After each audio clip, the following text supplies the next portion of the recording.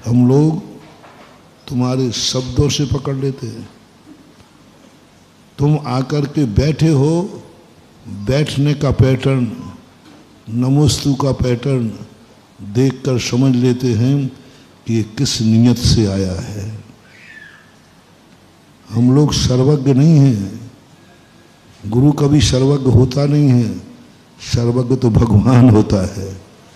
लेकिन गुरु सर्वज्ञ तो नहीं है, लेकिन सर्वज्ञ से कम भी नहीं है।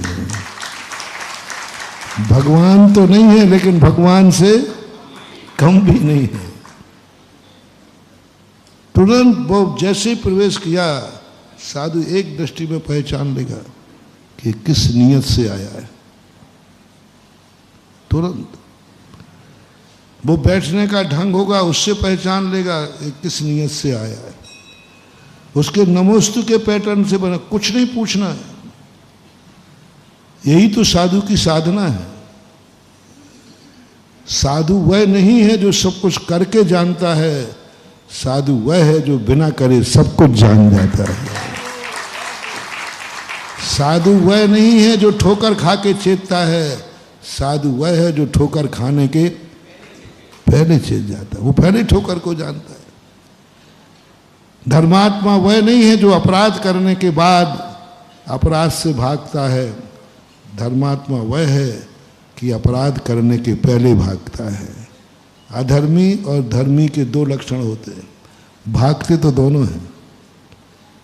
पापी पाप करके भागता है कि नहीं?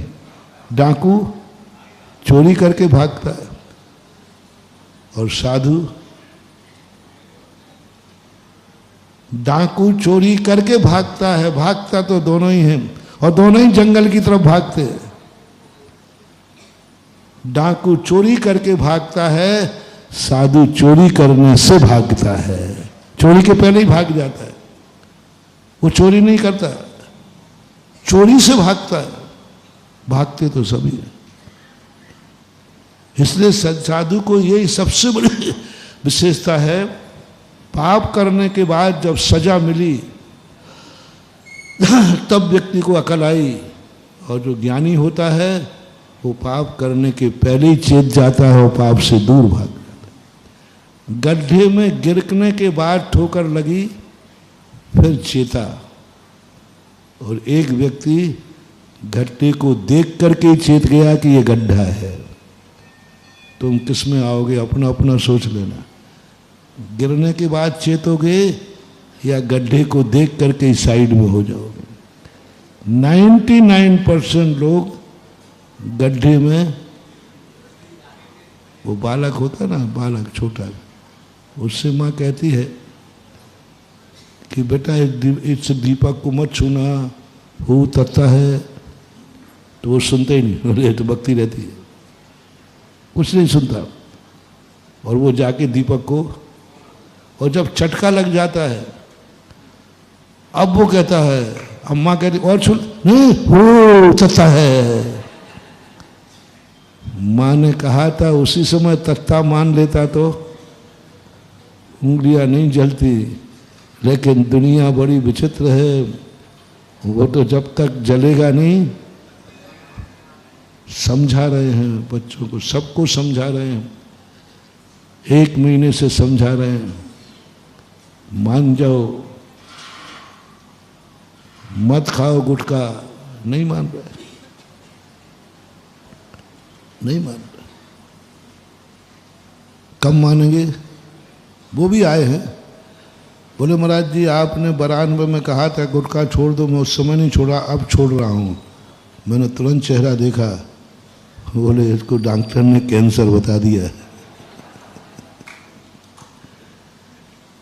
डॉक्टर के कहने पर कर्मों की मार से तुम छोड़ते हो।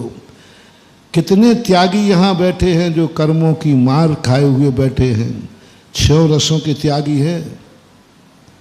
नमक तो खाते ही नहीं है क्योंकि ब्लड प्रेशर है, शक्कर शुगर है, जूस कोई पी नहीं सकती, पिएंगे तो करेला का, नीम का, घी तो देख ही नहीं सकते क्योंकि कोलेस्ट्रॉल है।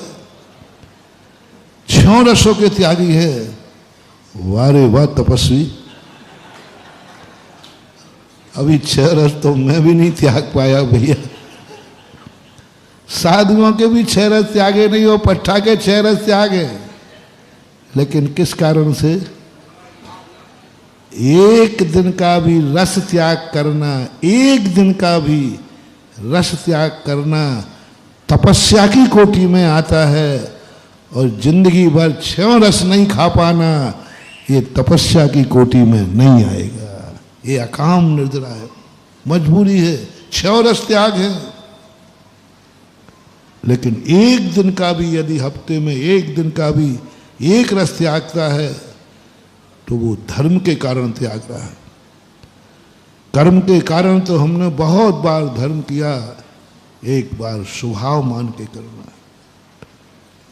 इसलिए मजबूरी में तो सब कर लेते, सब करते, कोई मतलब नहीं है।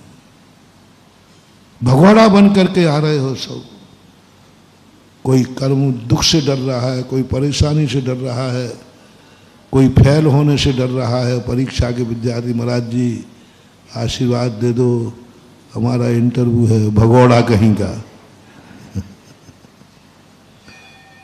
फेल होने के डर से भाग रहा है, फेल होने के डर से भागा, गुरु के पास आके छुप गया।